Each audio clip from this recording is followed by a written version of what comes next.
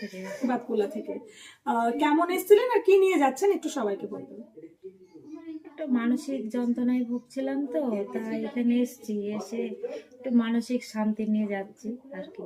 পারবেন তো সামনের দিনগুলো এবার ভালো করে কাটাতে চেষ্টা করতে চেষ্টা পারবেন তো? করবো, হ্যাঁ অবশ্যই পারবেন, আর তো উপায় নেই না। পারতেই হবে। হ্যাঁ আমার এরকম হয়েছে মাঝে মধ্যে, দু একজন ক্লায়েন্টের সঙ্গে আমার হয়েছে এরকম যে আমারও চোখে জল এসেছে, কিন্তু আজকে আমি নিজেকে ধরে রাখতে পারিনি এই কারণে।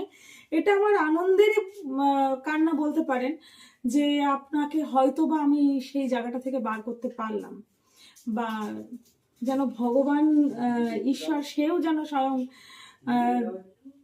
আপনি হয়তো তাকে অনেক দোষ দিয়েছেন, হয়তো আজকে হয়তো সেও খুশি হলেন এবং আপনিও খুশি হলেন। আমি ভিডিও তো আপনার প্রোফাইল আমি যাই দেখি, আমি হঠাৎ একদিন দেখলাম, এখন মাঝে মাঝে দেখি, তা আমাকে টেনে নিয়ে এসছে ওই বাঁশির সুরে।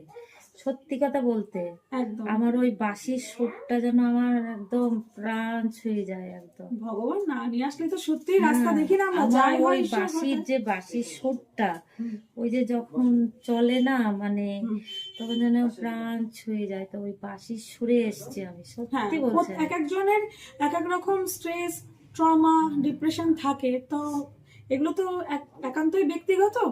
তো এরকমই ওনার দুঃখ কিছু আছে যেটা আমি আর রিপিট করতে চাইছি না। বাঁশির সুর শুনলে যেন সত্যি চোখে জল চলে আসে। এবারে শক্ত মনে আর যে রাস্তা দেখলেন সেই রাস্তায় হাঁটবেন, আশা করি ভালো থাকবেন, আর প্রয়োজনে আমাকে কল করতে পারেন। ঠিক আছে, ভালো থাকবেন আপনারা, যেন সবাইকে এরকম ইয়ে দিতে পারেন।